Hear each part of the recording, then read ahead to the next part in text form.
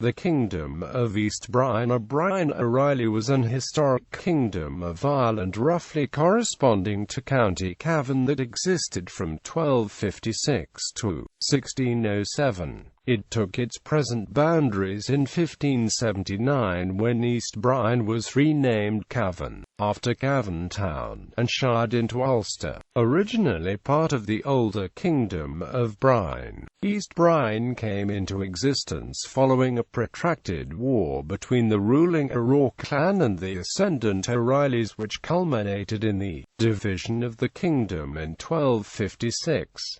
The kingdom was ruled by the dynasty of the Ó Raghallaigh and lasted until the early 17th century. Origins and etymology. The area of modern-day County Cavan has been inhabited for over 5,000 years. The O'Reilly are descendant from a kin group known as Brine, who settled the Brine area in the 8th century AD. At some point they splintered off from the Brine sept and became known as Muintir Male Morda, named after the chief Male Morda who lived in the 9th century. They did not assume a surname until the early 11th century when they became known as Ó Raghallaigh, from the chieftain Raghallaigh. They are believed to have arrived in what is now County Cavan in the 10th century. Muintir Male Morda first appear in the Irish annals as a clan ruling a small territory around Loch Ramor called Machair Gaelenga in 1126,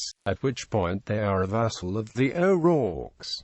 Kingdom of Brine c. 1120 to 1256. Machair Gaelenga was annexed after the O'Reilly were defeated by the Ó Raghalaighs and became a constituent clan within what was then known as the Kingdom of Breifne and Conmaedna. King Teiganan Mór Ua Ruach, who reigned from 1124 to 1172, was conquering eastward, and it was under Teiganan Mór that the Kingdom of Brine reached its greatest expanse, extending from Kells, County Meath to Drumcliff, County Sligo in the late 12th century. Teiganan Mór consolidated the eastern territories he had conquered through his marriage to Darb Forgail, daughter of the King of Meath. There was great animosity between the subjugated O'Reillys and their Ó Raghallaigh overlords. Teiganan Mór went to war with King Diarmait Mac Murchada of Leinster in 1152 following Mac Murchada's abduction of Queen Darb Forgail, and his claim over land that was in Breifnean possession. Taking advantage of Brine's preoccupation, Chief Geoffrey O'Reilly launched an unsuccessful rebellion in 1154 and was banished from the kingdom following his defeat. In 1155, when Don Chudu Sabale, king of Argyll, was captured and imprisoned by Teiganan Mór, Geoffrey O'Reilly and his supporters ambushed the Breifnean guards and rescued Sabale. O'Reilly was later captured and executed for this act of sedition. Norman invasion. Teiganan Mór formed a coalition with the High King, Rua Idri Ua Conor, which ousted Mac Murchada in 1166.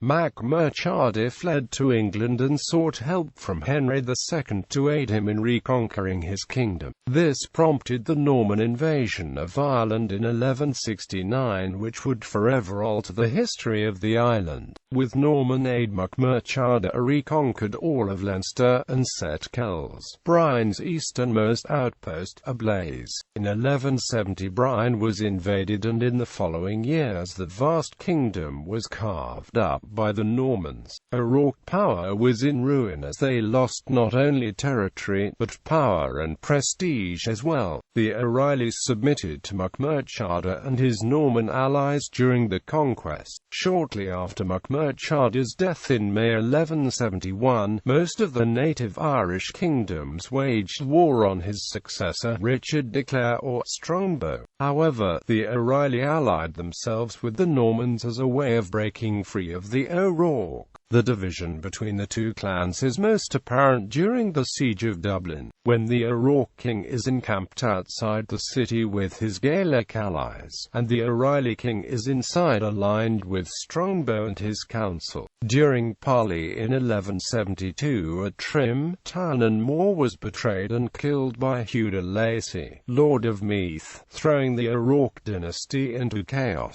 The instability and wars of succession between the various branches of the O'Rourke sept weakened the hold over the territory of Brine even further. With the help of de Lacy, the O'Rourkes were driven back and expelled from O'Reilly land. Good relations between the O'Reilly and the Normans persisted until the early 13th century, when they were soured by Hugh's two sons, Walter and William Gorm. The influence of the Normans in eastern Brine was considerable, and by 1211 they had established castles in Belturbet and Kilmore. King John of England took possession of the lordship of Meath from the de Lacy family following Hugh's death, but it was returned to Hugh's son Walter de Lacy in 1215.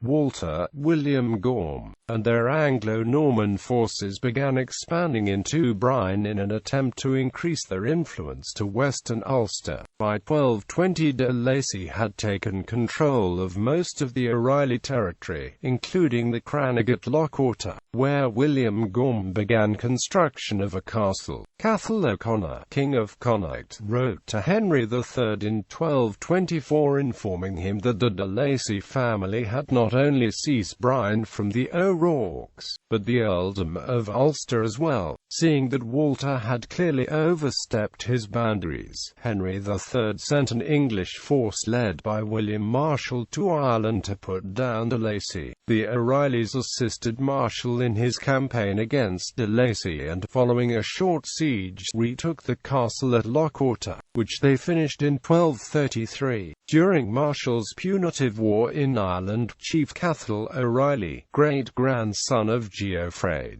exploited the power vacuum left by de Lacy to secure control of Brine from his enemies. In 1226 he captured and demolished de Lacy's castle at Kilmore and raided into western Brine, killing the O'Rourke king's son Aodh at Lochgallaigh. Cathal had set into motion the events which over the following 30 years would culminate in the dissolution of Brine. O'Reilly ruled 1230 to 1250 for his assistance in the campaign against de Lacy. Henry III issued a royal grant to the King of Connacht, giving him overlordship of Brine, a position which he delegated to his son Aodh. Naturally, this position was challenged by the O'Rourkes, who themselves were overlords of Brine. Keen to usurp the power of the O'Rourkes, Aodh entered into an alliance with the most intractable enemy, the O'Reillys. The O'Rourkes now had the O'Reillys attacking from the east and Connacht attacking from the west. Evidently alarmed by the prospect of a lesser clan rising up and seizing control of the kingdom, Domhnall O'Donnell, King of Tyrconnell, sailed south across Loch Earn and into Lochorta, where he destroyed Cathal O'Reilly's home, abducting his wife Cacht, and killing his favourite horse. Cathal survived and was able to put the traumatic event behind him, even agreeing a peace with Tyrconnell shortly afterwards. With Connacht's help, the O'Reillys had usurped control of Brine by the early 1230s. Cathal O'Reilly ruled as king from the east of the kingdom, and Connacht O'Reilly, Connacht's foremost general and close ally of King Phelim O'Connor, had militarily taken control of western Brine and expelled the O'Rourke leaders. In 1233 William Gorm de Lacy, having received a royal pardon for his overseas service, attempted to retake Brine with a large force of English and Anglo-Irish soldiers. He was decisively defeated by Cathal and Connacht at Moyncrachane near the Meath border, and died from his wounds. Following the battle, eastern Brine emerged relatively stable, but Connacht is mentioned numerous times in the annals, suppressing what was effectively a guerrilla warfare campaign against his usurpation of the rule by various O'Rourke nobles in western Brine. In 1237 Richard More de Burgh ousted Phelim O'Connor, who turned to Cochonacht for aid. Cochonacht was able to raise an army from the men of Western Brine, illustrating that his grip on that half of the kingdom was relatively strong by this point. Cochonacht and Phelim had remarkable success against the Anglo-Norman forces despite the latter's superior technology, such as chain armor. However, by 1239 and throughout the 1240s, the O'Reilly came into conflict with O'Connor. The King of Connacht was severely diminished and ruled only the area of modern-day County Roscommon. Most of the province had fallen to de Burgh. The O'Reilly were now the most powerful players in the region, and Cochonacht attempted to cement his dominance. Given his actions, Cochonacht was perhaps more powerful than Cathal at this point, despite the former holding no official office or title. The conflict between the two kingdoms came to a head when the battered O'Connor sept attempted to reassert the primacy it once had over Brine. In response, the chiefs of the lesser clans of the area, such as those at Moylurg and Muintir, traditionally vassals of the O'Connors and the O'Rourkes, were removed and replaced with puppet leaders by Cochonacht. He effectively ruled by decree and garnered a reputation as a tyrant. One such instance that provoked outrage across the province was an unscrupulous deal in 1242 in which Cochonacht supported the claim of Tadhg O'Connor, a rival claimant to Phelim, on the condition that he, as King of Connacht, renounce all claims to Brine. By the autumn of 1242, when it had become apparent that Tadhg had garnered little support for his claim and was no longer of any use to Cochonacht, he was seized and imprisoned.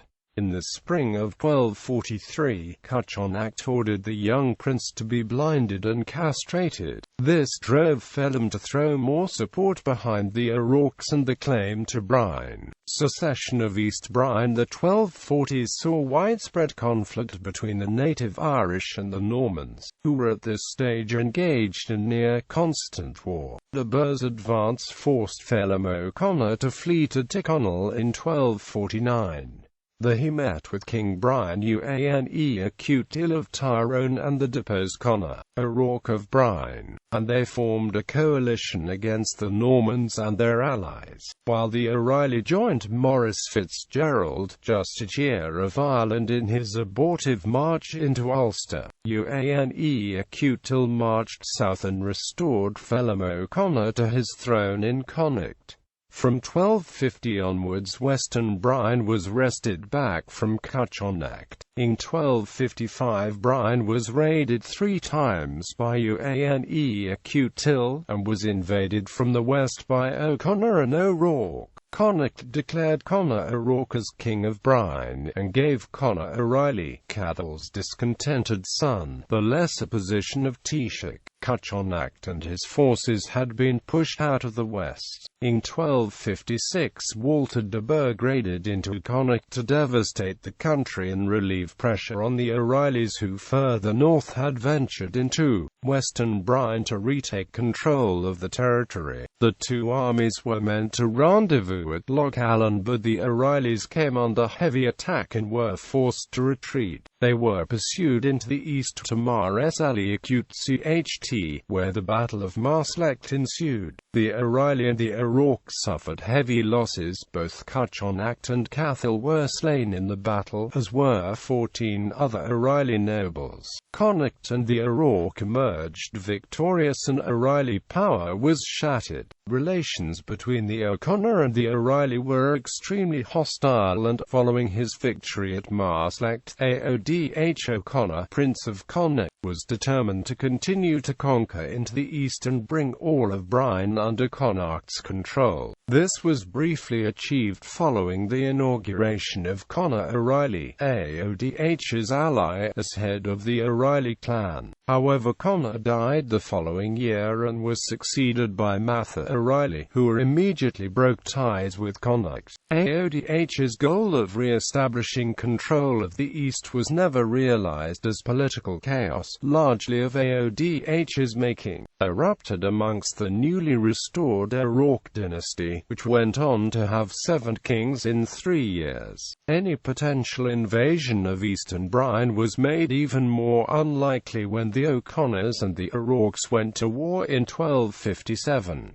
Rivals at home and conflict in West Brine occupied much of O'Dh's time for the next decade or so. When he died in 1274, his successor had no interest in pursuing conflict with the O'Reilly.